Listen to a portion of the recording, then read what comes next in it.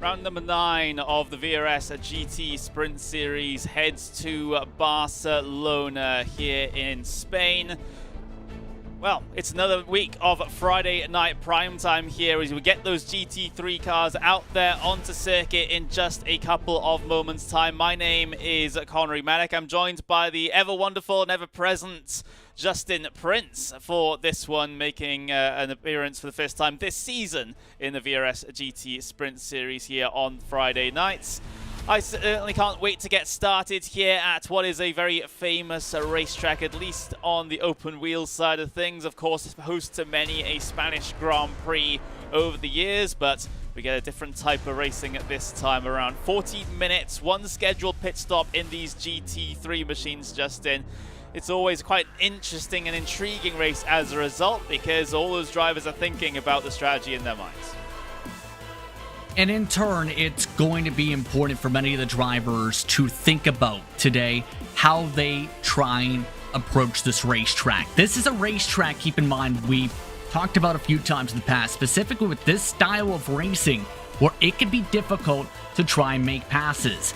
This is not necessarily the biggest draft track per se, but this is also the type of track which is very technical, which will provide plenty of challenges when it comes to being able to keep up the flow and momentum around the circuit. It's going to make things very intriguing, especially since we are approaching that home stretch as well for the schedule in of itself, Connery. Just 3 rounds after we're done here today, we head in the future to Bathurst, which is going to be a very tricky affair for these drivers. What I like to say is basically Monaco on a mountain. It's a fantastic and challenging circuit for the drivers. Can play host to some great racing as well. Then we head to the penultimate round from your home country there, Canadian Tire Motorsports Park, Motorsports, for round number 11. And of course, we head back across the pond. We head to the Circuit de la Sarthe for the finale at the beginning of December to cap off what has been a fantastic season for so far here in this one. Certainly can't wait until we get to those latter rounds in particular, but we got this one here at Barcelona, Catalonia to get over and done with. Of course, if you're wondering what exactly the race is here, of course, this is the official series race. This is the series that anyone can really join through the iRacing system. It's these races go on once every 2 hours. We just so happen to broadcast the top split of this particular time slot. The top split meaning the drivers with the highest iRating that got themselves signed up to the session. We've only got a couple of minutes left here in qualifying here, Justin. 2 minutes to be exact, and we have got a relatively decently stacked field this time around. Of course, we see the appearance of Jamie Fluke coming in this time around. We've got Xavi Ross, and we got Rocco Barone from the VRS kind of Sim Sports team as well. So we have no shortage of talent in the field today. You also include drivers like Sven Hasse and Munstones, and then you have drivers like Love 46 who will be looking to showcase what she can do in this one. It's going to be very difficult to come away with the victory today. And in turn, it has to provide a lot of pressure for those who may be thinking, okay, can we get ourselves a championship when it comes to the overall side or the division side? Because take, for example, Massimo Locatello, who comes in today with 1,670 points. Fraser Smith is the next closest car. There's a lot of high quality drivers and names here today where if you want to get good points, you want to win this race. Essentially, if you're able to win a strength of field race when it comes to the highest iRating average of the week, that helps you a long way for winning that championship. In other words, you want to be able to perform today if you want to win the title. You absolutely do. Of course, you have to have the drop weeks to consider in the iRacing official season as well, as we see Sven-Ole Hasse head his way up towards the start-finish line now to set a lap here in qualifying. It's at the very last moments of it, but said it he does, and he goes pole position. That one came straight out of the bag there for Sven Hasse. We can even pull up the tower on the left-hand side of your screen. Faster than Jamie Fluke, faster than Rocco Barone, faster Witkowski and Piancio and Locatello. That was a great little lap time there for Sven Hasse to put him at the very front of the order. Of course, when he's been in this sort of position in the front few cars. So far this season, it hasn't really gone at all well. I think back to Road America in particular, where he had an incident towards the very front of the field. But that is qualifying over and done with here, and then we can get ourselves and show you our starting grid then for this round of the VRS GT Sprint Series here at Barcelona, Catalonia. It will look a little bit like this. Sven Hasse, after, well, basically a lap time being set 20 seconds before the end, gets onto pole position here today with Jamie Fluke on the outside of the front row as well. Rocco Barone will start in third with Patrick Witkowski in P4, Pedro Bianco in P5 with Massimiliano Locatello in P6 to start here today. Dino Filippa in P7 with Alessandro Izzo in P8. Avi Ross starts in P9 with Tuan Tran starting in 10th place. Mattia Fugolini in P11 with Danilo Hopfman in P12 today. Vin Glenn will start in 13th with Vitali Juice in P14. We got Luke Iofferetti in P15 with Michael Gray in P16. Then P17 you got Artem Grigorian. Got P18 of Lorenzo Manfredotti there, rounding out the top 18 cars. Artem Grabov in P19 with Aurelien Vercher in P20. Carlos Morella de la Chica will start in P11 with Felipe Pascoal in P22. Sandro Petrozzalio in P23 with Manuel Ferrucciola in P24. And then you have the cars at the very back of the starting order here today. Marius Rommelfanger, Flavio Saturnino, Lubov Odzretskovkaya. She'll start in P27, of course, famous streamer on Twitch. We've got P28 from with Patrick Bellachard. We've got Tyson Mayer, another famous streamer, in P29. We've got Dennis Weicker rounding out the top 30 cars on the starting grid here today. So we've both got talent with regards to actual on-track performance out there here today, Justin. And we've also got talent with regards to the content creation, I suppose. I'm very curious on how some of the streamers will do, because this is not the easiest field, let's say it that way, to be able to come away with a solid top half of the field finish, let alone trying to race from the victory, let alone from the back of the field like majority of them will be content career-wise today. But it's going to be the type of race where if you minimize mistakes, you'll likely be one of the drivers who come out with a strong run and in turn, a strong points finish. So keep that in mind, especially in the early going with this sprint format with just 40 laps on the clock. 40 minutes, rather.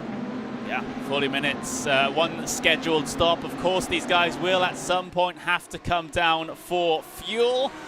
But there's about 20 minutes before that happens as they head their way through the final corner, across those starting grid spots and across the line to start this round of the VRS GT Sprint Series. It will be the driver of Sven-Ole Hasse that leads them down in towards turn number 1. Jamie Fluke is relatively close behind, not close enough to be able to challenge though for P1 down in towards turn number 2. Instead, it was a fight between Patrick Witkowski and Rocco Barone for P3. Barone going to back off of that one though. He has to focus on cars behind. But speaking of cars behind, we've had a massive instant there. Multiple cars out into the runoff, one of them in the wall. Alessandro Izzo is that yellow Porsche that had backed it all the way out into the tires.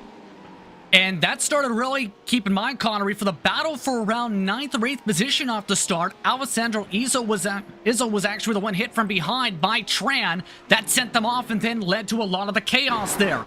So big troubles for some of the drivers with good starting positions. Watch for it here.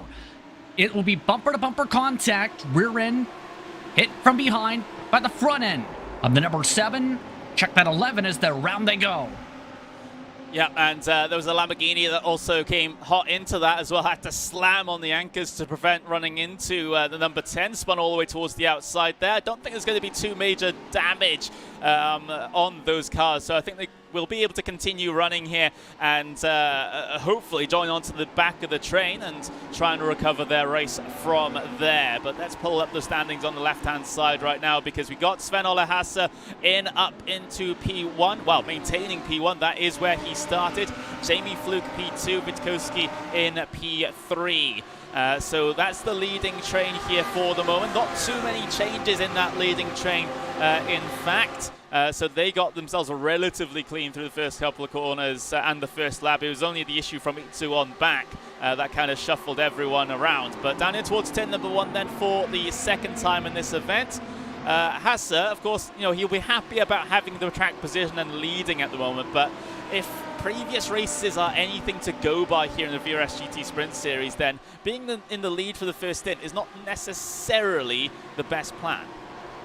Especially when it comes to the potential fuel mileage, Connery, as we've seen. Because if you're running behind, you're able to essentially brake a little earlier, lift off the gas in particular a little earlier. You hear it when you have some of the onboards with the top drivers in all of iRacing especially. They are not afraid to touch a little bit of the clutch, then roll into the brake before they go into the hard braking zones to save that little bit of gas. When you're the leader, Connery, you can't necessarily do that easily without potentially losing the spot. So you have to be smart when it comes to that and think, do I want to be in the midst of the draft to try and go for a bit of a different strategy later on, or do I want to try and break as far away as you can, especially keep in mind at a hard-to-pass track like this one? Absolutely, but the trains are being maintained for now. We can really expect to see that, of course, with the big old slipstream down the front straight in particular. That's going to keep everyone together, and of course, you know, by default, these guys are going to keep themselves within the same bit of real estate because we are, of course, in the top split here. There's a lot of very fast drivers. There's not really all that much between the drivers individually, at least in terms of qualifying. So I would expect the gaps to be still relatively close, and the packs to be kept close together is the way I'm going to say it here. But everyone pretty calm for opening first couple of laps here. Here comes Vin Glenn down the inside of Fugolini up in towards turn number 1. The DRS Wave Italy car under attack, and well, that attack was successful by Vin Glenn as he slots himself ahead of Mattia Fugolini. Got Dino Filippo on the back of this one as well. Doesn't look like Fugolini's giving this one up without a fight. He might try and send it down the inside of the Lamborghini into the next turn. Well, he has a bit of a show the nose, but there's no sting in the tail. Yes, indeed. And that gets to what I was mentioning at the top of the show. If you want to win here, or if you want a good finish, you can't afford to make mistakes. And part of that, with this leading car now for this group, has been just the struggles on entering some of the corners and exiting off properly on the rumble strips and the curves. And that in turn nearly opened up several opportunities for drivers like Dino Filippo to be able to try and make some moves, or Matteo Fugolini in this grouping. So you need to be able to play that out right, where if you make that massive mistake, you need to be prepared to potentially slip on back. Yeah, you do. It is so easy to get freight trains when the field is as close as it is, in particular in the mid-pack as well. So, and also in particular at this racetrack where there isn't a lot of space to be able to run side by side and quickly. Of course, you can go wheel to wheel. It just means you lose a whole bunch of time to those behind. So we see these guys head their way out the final corner once again. So the battle for P8 just kind of fizzling out of the little bit. And in fact, Vin Glenn actually trying to pull a gap on the rest of the middle of the pack right now. So he seems to be having a pretty good time of things in the Lamborghini early on into turn 1. His next task is to try and lock onto the back of Xavier Ross a little bit further down the road. But with the clear air pace that he has right now, I wouldn't doubt that he'd be able to do that at all. Let's have a check-in with regards to the front of the pack, though, because I don't think this one is going to change until we get those pit stops. And that's not for the lack of talent of any of the drivers behind. It's more of those drivers behind kind of just want to stay behind at the moment because they want to get the fuel numbers in a better place to have a shorter fill when that scheduled pit stop arrives. As the saying goes, smarter, not harder when it comes to driving, right? Especially when it comes to some of these drivers. Jamie Fluke is among those drivers we've seen in the past at the pro level, especially Connery, that can be very patient when it comes to some of the moves. And we've seen him show that patience knowing the bigger strategy window. And keep in mind, with that in turn, and the fact they aren't squabbling, they're actually nearly breaking away from third on back. It's nearly 1 second, the separation between second and third now is big trouble. My goodness. Big issues through the kink, I believe that is. Huge damage to Saturnino's car, and there's the 19 Audi involved in that as well. Ferrichola that also got a huge piece of that one. Let's see what happened here, because I am super confused about how something like that can happen through that sequence of corners. We're having a look at the number 22 as they head their way around. I don't know who has instigated this at the moment, but maybe we'll get to see a little bit of a clearer picture. Here's the run up through the S's section. There's a car that gets slightly loose ahead. That doesn't trigger anything behind, though. Let's see what happens to the Porsche heading through that kink. Oh, gets up over the curb. Big slide, and everyone tries to scatter to try and avoid all of that. Bang! One of the Ferraris comes in, like bulldozes them. A lot of drivers, I noticed there, Connery, not many lifted there. In fact, a lot of them went full throttle into that. That's why there was such big of an airtime for the 22.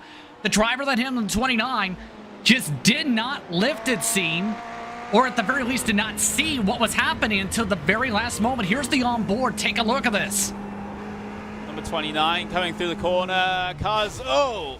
That was a pretty late reaction, let's just say that. But at least the cars, well, for the most part, were holding the brakes. I think the number 19 Audi was still actively trying to get themselves spun back around. Let's take another look at that one just to see. Number 19 Audi, there we go. So they're off there. There was another Audi that went through the dirt, and there's more bits of contact behind. You're quite right, Justin. There were a lot of drivers that decided to not hit the anchors, but instead go right out into the runoff and across the gravel to try and avoid that one, which probably isn't the most sane decision I've ever seen, but we don't usually see that sort of instant through the kink, though. Yeah, it just looked like, as you mentioned, got too much of the curve to the point where they were just about clipping the grass, it seemed, from the angle, and now a lot of the back half of the field split up as a result. Several drivers who went no lift into that, now dealing with some damage, to say the very least. But as mentioned, the top two have been working to break away with the speed they've been carrying. How about 4/10 quicker than the rest of the field last time by for first and second? Yeah, they're doing very well. I get the feeling the secondary pack here is being held up just a little bit by Patrick Wiskowski. Of course, he got himself a very good qualifying to put that number 17 car up into a great position, but just about when I'm singing his praises, it seems he gets a little bit of a slowdown penalty perhaps there, and Rocco Barone is able to squeak his way through. Bianco, though, still unable to get past that number 17 car. But at least Rocco Barone's been released a little bit here. Maybe he can be the one that bridges the gap between the two packs at the front.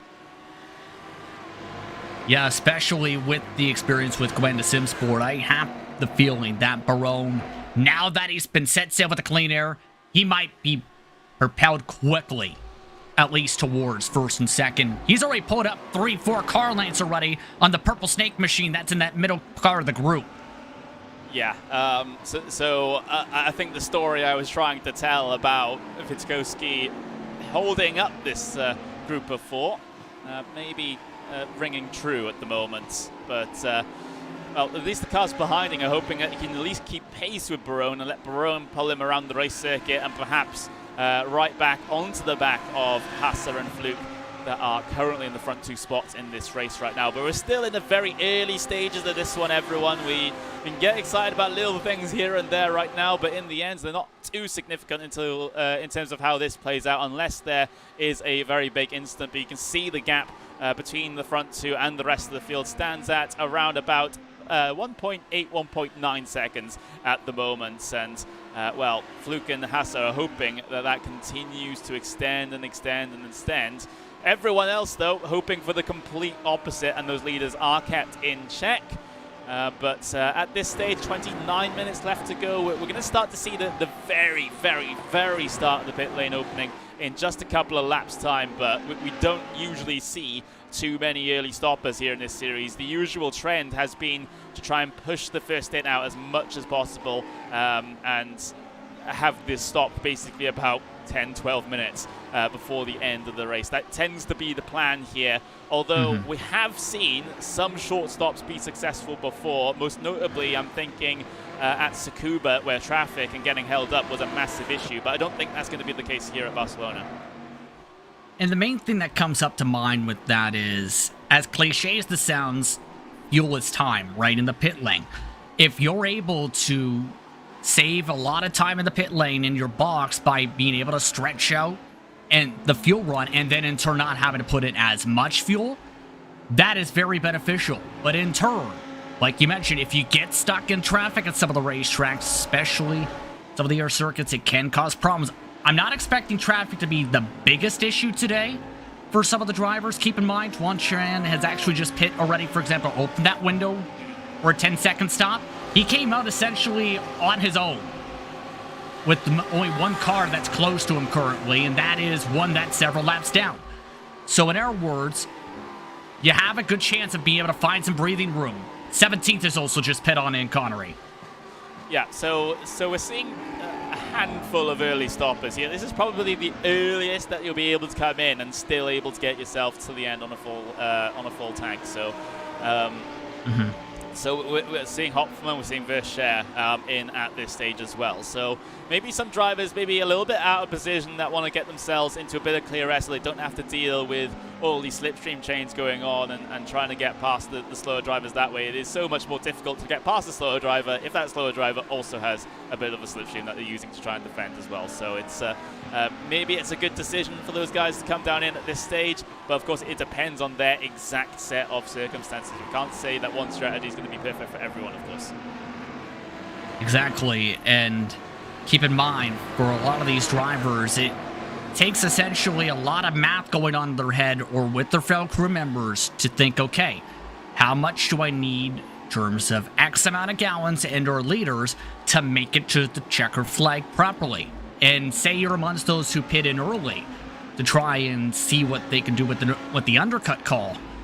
There's the factor of, do you fill it up all the way to the top, or do you try and calculate to where you need X amount added to what you have currently in the tank? Dino Filippo, who's been harassing the back of Vin Glenn, and Filippo will look down the inside at the first apex of the slow chicane right at the very end of the lap. They get themselves a very good run through the final corner as well, and will be able to bring it at least alongside with a bit of an overlap down across the starting line.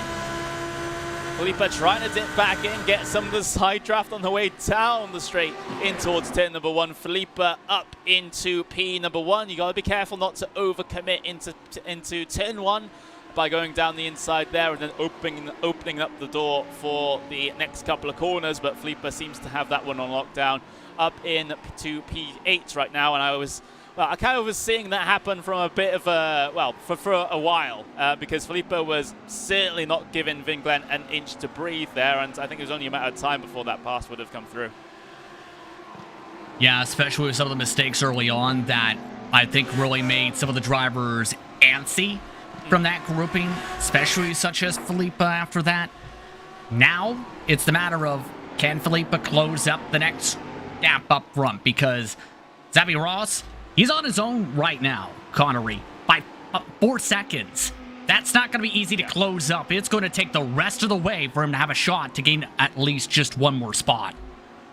There he is. So that's Xavi Ross there. And Ross is also on the tail end of the slipstream of the whole Vitkowski, Pianco, Locatello train at the moment. Rocco Barone has sort of pulled away at the very front of that whole situation, and he's sort of gained about a tenth of a second or 0.2 of a second up to Hasser and Fluke, but maybe not the amount of gains that he was looking for to try and get himself stuck into that battle, because now he's in the situation where he's just using a whole bunch more fuel, kind of just stuck in no man's land at the moment, and, well, gap's still up to 1.9 seconds to those leaders at the moment. So I think Barone, he's going to have a longer stop than a lot of this group at the moment as a result of running in that clear air for so long. He's not close enough to Fluke to be able to benefit from the fuel saving. As we see another car down towards pit lane, that's Alessandro Izzo, who had the incident that we saw at the very start of the event. Leo Racing Team Machine has not had a pretty time, because not only that, there was a secondary bit of contact between him and Trent the next time they met on the racetrack. That was a bump from behind after Trent let go the 10. And then we seen, of course, the craziness that happened out of one of the corners with all the cars scattering about. That's where he picked up some of that right front damage. So in our words, the 10 is not having a good race at all. to say the very least, and that can be very stressful as a driver, to say the very least, especially with it being an official race.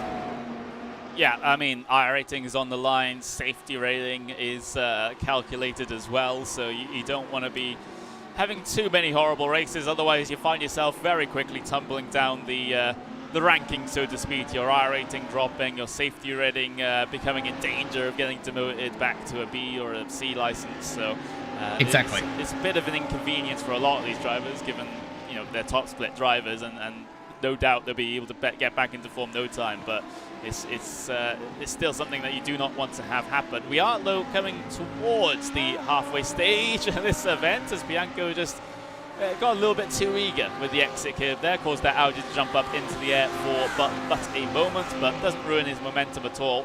But yeah, getting towards the halfway point now, and we've had, what, 1, 2, 3, 4 cars come down in for early stops so far in this one. We can also count for Chola in that one as well, but he's a lap down at this point, so what he does really doesn't matter as regards to the theme of the rest of the race. But now we're sort of just waiting for those strategy calls to be made. How much has each driver been able to save on this first stint, and where are they going to come out in relation to others in that second half? Because that's going to matter a whole bunch, especially here at Barcelona, where the overtaking is sometimes at a premium. You want the track position over the over the faster race pace. Indeed, and it's going to be so critical to be able to time that up well in turn with that pace. The one thing I did notice, though, I will say this, that may be a bit of a factor with the pace of this grouping, and we've seen that a little bit with the breakaway by the top 3 or so for the rest of the pack now at this point, is if you look closely at the number 9 car, a few laps ago, this was around the start of lap 6, he ended up hitting one of the turtle curbs. That crunched in a little bit of that grill and front end. That's when the pace started to reach the marks it was having for a few laps, the 145.2s. Right now, that 9 machine is losing a touch bit of speed, even with the help of the draft right now currently. Compare that to now the new lead cars. Some of them are running as quick as the 144.9 still, for reference.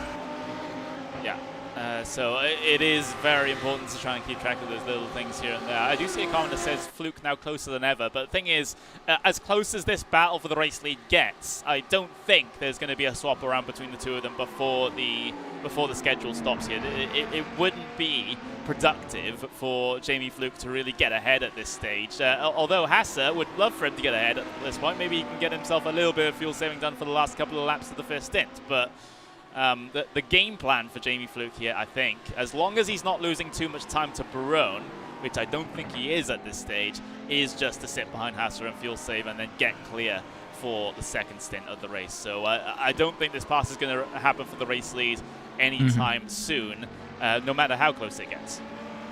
Here's the thing I'm noticing, though. If you look at the interval, Rocco Barone was back around 2.2, 2.3 seconds just a couple laps ago. He has started to pick up the tempo the past couple to where he was running 144.9, 145 flat. He's now moved for the past couple back into the 144.8 bracket and is trying to pick that up even more so. So it looks like, at the very least, Barone is starting to realize that urgency of needing to get back up towards these two before the pit stop window to help his case. Even though he's burning more fuel, as you mentioned, Connery, I think the thought process has to be he has to, at the very least, be close to them to be able to help set up the strategy and how this could play out, to have him have a chance for the win. Yeah, but it all, like always in this series, it all comes down to the exact time that you're stationary in your pit box. That's that's what's decided so many races so far here this season. So even if Barone was able to lock onto the back of this leading pair, he still has that pit stop to contend with, and he'll be spending a little bit longer on the pit stop than at least what Jamie Fluke would do. So that would mean that all this time that he gains out there right now will instantly be lost again, and then he has to try and work very hard to try and catch back up in the latter parts of the second stint. It's it's a picture that's not fully clear at the moment, but however, we are in the second half of the race now officially, so those final stops, or rather those only stops, are not too far away. It's just a matter of when at this point, or exactly which lap these guys come down in. I would expect maybe Fluke and Hasse to just not come down in at the same lap. But I think if Hasse's going to come down in, then Fluke's going to go at least 1 or 2 more. If I'm doing my math right, based on those who have already completed their stops so far, we're looking right now at the furthest a lot of these drivers can go is 7, maybe within just about 6 laps to go or so, realistically. So keep that in mind right now, that a lot of these drivers can go another few laps at the most for that fuel mark. So that's all got to be factored in, and going through some of these drivers' minds to think, okay, can I jump X car in the pit lane with the pit delta coming up? Yeah, this is why a lot when it comes to like sort of big league races, and hosted races, you know, you have a whole crew working in the background to try and work those things out for at least some of the top teams. Here in just a random official race, you don't necessarily have that, so maybe your whole overview of the race as a driver is a little bit more restricted as a result. So most of these guys will not have anyone helping them out, trying to come to the conclusion. But for these guys, of course, the task is simple right now for Fluke. Stay behind until pit stops, hope pit stops get you ahead by a couple of seconds, then run away. That's the plan for the Apex Racing team car. Hasse is just sort of, you know, what's the situation for Hasse at the moment, Justin? Because of course you can do clear air fuel saving. You know, that is possible. It doesn't, you know, just because you're in clear air at the front of the train doesn't mean that you can't also hit your food numbers. It can still happen. It's just a whole bunch tougher. And also, you know, you can't do it so much so that you risk other third parties get involved in your battle for the race lead, like Rocco Barone is trying to do at the moment. So it's a weird balance to try to strike, and even if you get everything right, you're not going to save as much as someone in the slipstream. Yeah, that's the difficult thing, as we've talked about a couple times now, is just trying to get that mark. But I think when it comes to Spin and his approach at this point, he's trying to make sure he is going towards that, if not past that limit right now, with how hard he's been pushing with some of these lines. I've noticed, especially the past couple laps, he's been more quicker, or trying to get quicker corner exits to try and keep this tempo extremely high paced. So at the very least, Spin is trying to keep up that high pressure here in this situation to try and keep Jamie Fluke having to push hard in turn to keep within the slipstream. But how that all factors in strategy-wise, again, all comes down to what's going to happen for that window. The stops could be within the next 1 to 4 laps now at the latest. Yeah, they could be. So we're starting to get to that point where the drivers are thinking, okay, I might need to come down in at this point just to get my fuel until the end. We've already seen one driver come down and in. Let's have a look at them. That is Luca Lafredi coming down in and getting their stop done. They are the only visitor on towards pit lane this time around, but I'd hazard the guess in the next couple of laps that pit lane will be a much busier place.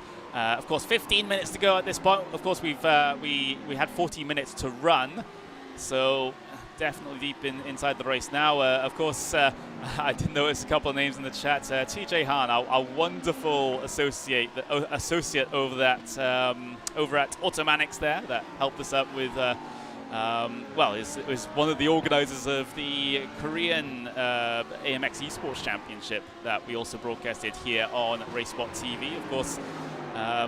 Continuing to do some fantastic work trying to promote the sim racing scene in a country that is known for its very heavy interest in esports. So it's great to continue on that partnership, of course, hopefully into the new year. But we've still got a race to run here in the VRS GT Sprint Series. 14 minutes left to go. Sven Hasse, Jamie Fluke, the guys that's been on the top of the pile at the moment. They've been managing the race very, very well from the front. Rocco Barone sort of on the outside looking in. He got past a bit of a train of traffic and in fact pulled about 3.5 seconds, if not more, over that train of traffic in third place at the moment. But he still hasn't quite had enough to be able to lock on to Hasse and Fluke in front. So he's in a little bit of no man's land here at the moment. And, well, that secondary train involving Vitkovsky, Piancio, Locatello, Xavi Ross, they could still factor into things here. If one of them gets an amazing stop and are able to shake things up and maybe challenge Barone for a P3,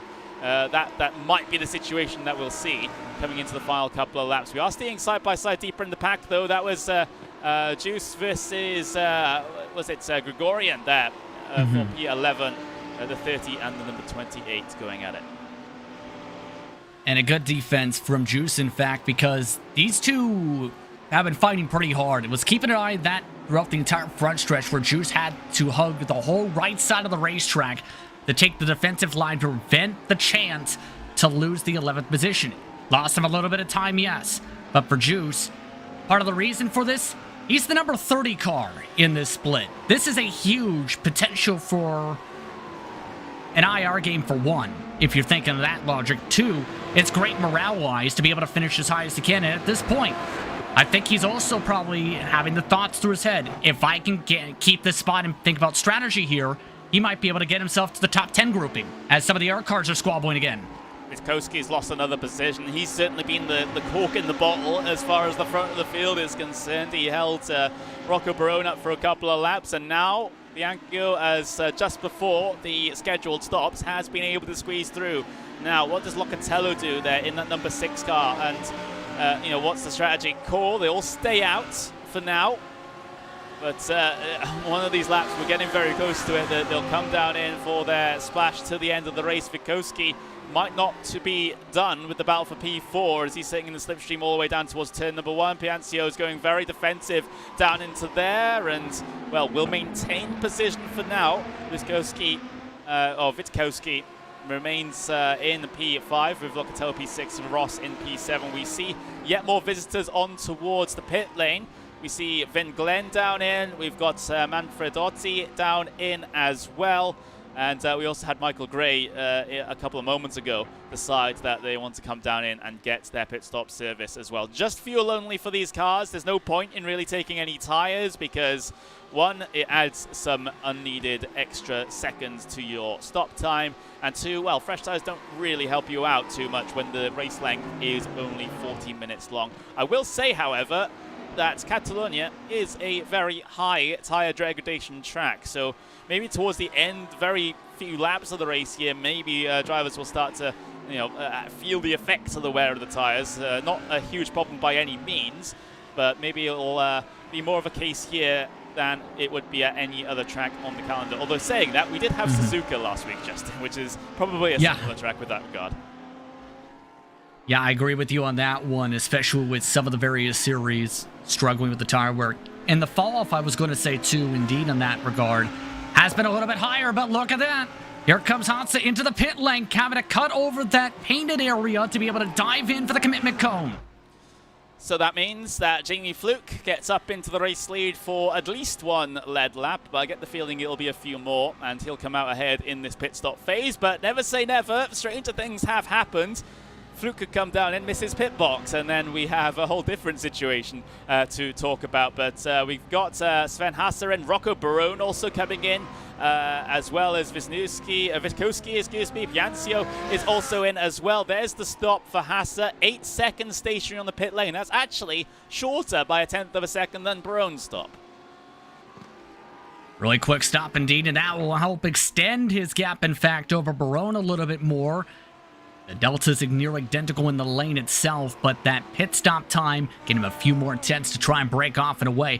Compare that to some of the others to pit just a couple laps earlier. Some of them trying to fill it up a bit more with 9.3 seconds. So there's that experience and those calculations coming in for the top drivers here, and will be so critical to see what happens now with Jamie Fluke and how much fuel he puts in, and in turn how much time he's in the box. There he is, all on his lonesome out there.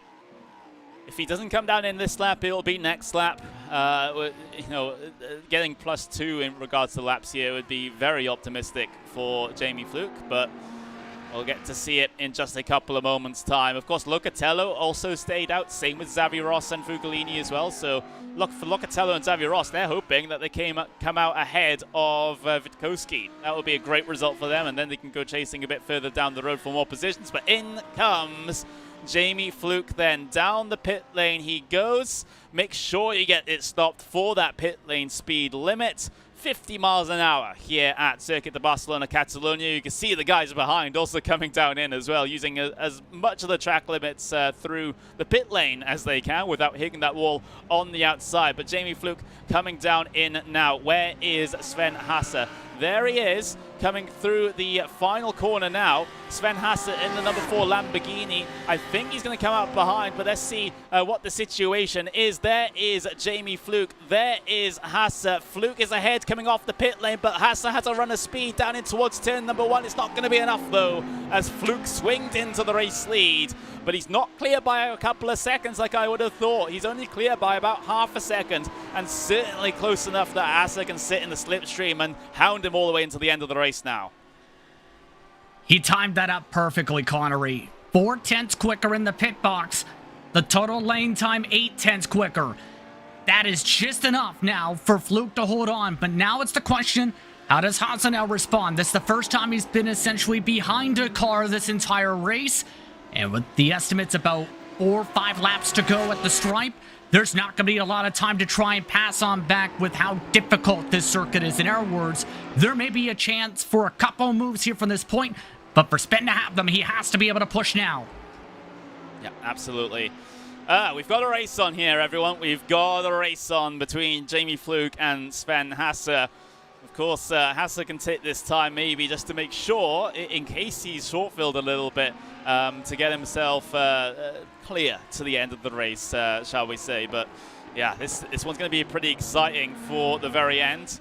Of course, you know, I've seen a couple of comments in chat already about the paints. Well, we do not use trading paints here on RaceSpotTV. That's due to the iRacing paint policy, which means that we cannot show any paints that have sponsors that did not agree to be on the cars, which is why we use our own system to collect paints for these sorts of races. So I do apologize if it makes a lot of the cars a little bit blank and a little bit bland, but I would say blame the drivers a little bit more than blame us, because they didn't submit anything to us. So there we go. I'll just put that one to rest right there. But 6 minutes left to go. P1, P2, still very much a big question mark hanging over them. Don't count out Barone either. If those guys at the front decide to make a fight of it, then Barone is there to catch up the couple of tenths or a second required to get himself involved. Xavi Ross and Locatello, by the way, importantly, did come out ahead of Patrick Vikowski. So they avoided the roadblock, so to speak. I'm not saying that to be nasty. I'm just saying that was the reality of the situation in the first end. And the big thing when it comes to Ross and how he jumped several cars was the fact he went and took 1.2 seconds less of fuel into the tank compared to the cars now behind him. Remember, Ross was just barely holding onto the slipstream of these cars, if not just behind them, within the one outside that 1 second buffer.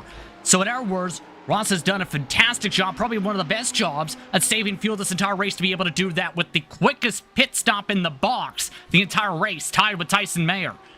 7.5 seconds. That is even, you know, a tenth of a second faster than Jamie Fluke's stop, and Fluke is known to be pretty good at the fuel-saving game, and he was sitting on Hasse's back bumper the entire time. So Ross able to get another tenth of a second less than that, pretty impressive, if you ask me, and certainly able to leap him forward a good couple of positions, like you've quite rightfully pointed out there, Justin. So Ross now looking to try and pull away from the rest of this pack, but Locatello in tow, certainly not a small bit of competition.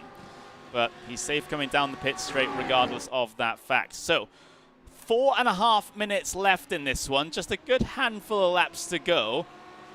Fluke, of course, you know, he has the experience. He knows how to win races from this position. He didn't panic when he was behind in that first stint. He knew that the race would come to him, and if he was able to just get his stop perfect, they'll be able to come out ahead because of the accelerated fuel saving that he was doing. But now is a different situation. He now has to try and get the sort of the finishing blow on Sven Hasse and keep him behind for another, well, 2 or 3 laps.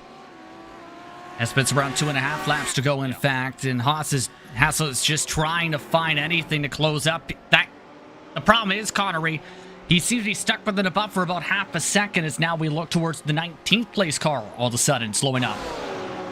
Yeah, it was Rommelfanger who had a very slow moment coming out of the first. Oh, we see 4 wide. What is that on the way down in towards turn 1? 4 wide. That's something you usually see in skip barber cars, not full-fledged GT3 machines. And Rommelfanger got a little bit of contact from behind by the bright yellow Audi, sent him off the circuit. Hopefully, well, thankfully he was able to avoid the barriers there, but it's not often that you see 4 wide in sometimes very large GT3 machines. For what was essentially the 14th position, that is just a bit mind-boggling to me.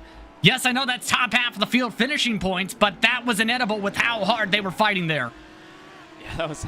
There has been a little bit of craziness going on further back through the field, as evidenced by by that little moment that we saw into turn number 1. I'm surprised most people were able to survive that one. Of course, we did see that car get a little bit of contact and spat out wide, but I'm very surprised that didn't end up in a more catastrophic incident in the final few moments of this race. But thankfully, everyone's able to keep themselves going and, well, largely keep themselves on track out of that one. But coming up to 2 minutes to go then, this is the penultimate lap.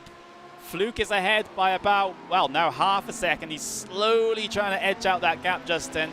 Whether or not it's going to be enough is still unknown. Maybe Haas just saving for a last lap charge. He's saving for a last lap charge. He's essentially leaving himself the space connery of one mistake, and that chance is completely done. In our words, I think Sven has to get at least a couple car lengths closer to have that realistic shot here. He's still about 4/10 back.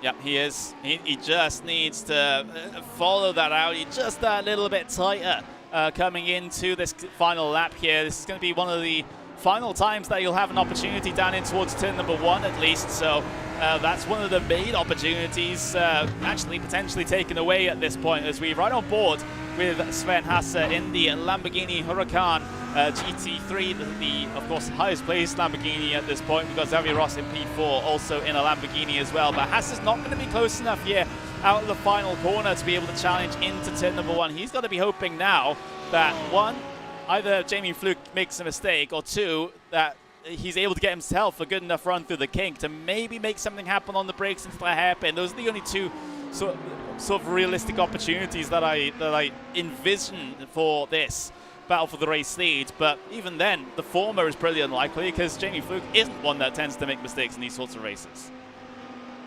Yeah, Fluke has been calm, cool, and collected this entire race, has played it very patiently to be able to get that fuel saving done, to go for the overcut, to be able to save that 4, 5+ tenths in the pit lane. But now, this is the true test. Throughout this final lap, can he just make sure he doesn't have a tire slip up or any mistake, especially with Hasse picking up the tempo a little bit more now this lap for one last attempt through the Sector 3. One last attempt, 10 seconds left remaining on the clock here, Justin, and just one more sector to go for Jamie Fluke to come across the line as a race winner. Hasse is feeling the pressure at the moment, but still not close enough to be able to make anything happen down into the hairpin. It is only a couple of corners to go at this point, and Hasse is running out of opportunities unless he goes for the absolute send from a mile back into the chicane. I don't think it's going to happen for him. But Jamie Fluke, what an expertly run race here as they head through the final couple of corners. Hasse can do nothing in second place. It is all the day of Jamie Fluke as he heads his way through the final corner across the line. It's a win for the Apex Racing team. It's a win for Jamie Fluke in the VRS GT Sprint Series here at Barcelona, Catalonia. Another one to add to his tally. Another major gain in terms of iRating as well. Not that he needs any more, given that he's over 9,000 already. But yeah, fantastic event there for Fluke. Fortunately, it didn't happen for Hasse at the very end there, despite his best efforts. We're seeing the final runners hit their way across the line now, and well, these battles are just going to continue and trickle on through. There's a close battle for P number 15 heading their way across the line. Lofredi, Itzo, and Gregorian in that order down to P17. Everyone else well, they can count themselves as a race well done for the moment. That was relatively entertaining, at least from our perspective. And we've only had 1, 2, 3, 4 retirements over the course of this one out of 30 cars, which is pretty good going.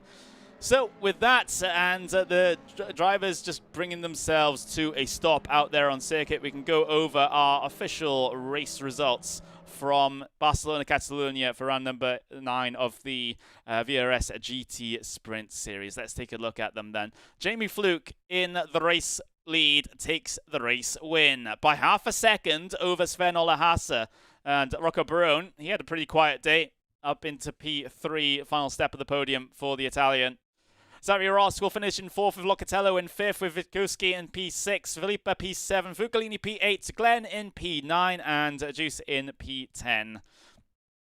Then outside the top 10, you got Manfredotti, Carlos Modera del Chica in P12, Michael Gray in P13 with Aurelian Verscher, P14, Luca Rafferti in P15, Alessandro Izzo in P16 with Gregorian in P18, Rommel Fanger Gregorian in 17th, Rommel Fanger in 18th, Vika in P19, Ozretskov-Kaya in P20 here today. Artem Grabov in P21 with Tyson Mayer, that's Quirkatized in P22. We've got Pedro Celio in P23, Hoffman in P24, Tran in P25, Pascal in P26, Bianchio in P27, Verachola in P28, Bachelard in P29, and Saturnino in P30 here. That is, all of the drivers that took the start, and you can see those 4 retirements down at the very bottom of the order. Well, we had quite an enthralling race here at Barcelona, Catalonia for round number 9 of the VRS GT Sprint Series, and Justin, that was an okay one. Yeah, very clean for the most part, up towards the front, very patient when it came to a lot of the drivers, and we were expecting, coming in Barcelona, to be a track where it could be difficult to build up a run to pass, and we've seen that come into play. In our words, it became the type of race where you needed to be good on pace, but also good at fuel saving. Jamie Fluke was excellent at both of them, and Jamie Fluke played the strategy perfectly to come away with the race victory, knowing the potential conditions. And you mentioned those win totals. 6th start of the season for Jamie Fluke, 4th victory. And he's inside the top 5 with just those 6 starts coming out now. It just goes to show the talent behind the wheel of that Apex Racing team car. Of course, the only Pro World Championship licensed driver in this particular race. Not that any of the other drivers don't have a shot at getting one of those, but Fluke is the only current holder at the moment of everyone. But yeah, fantastic event there from Jamie Fluke. Well thought out as well, like you said, with the strategy.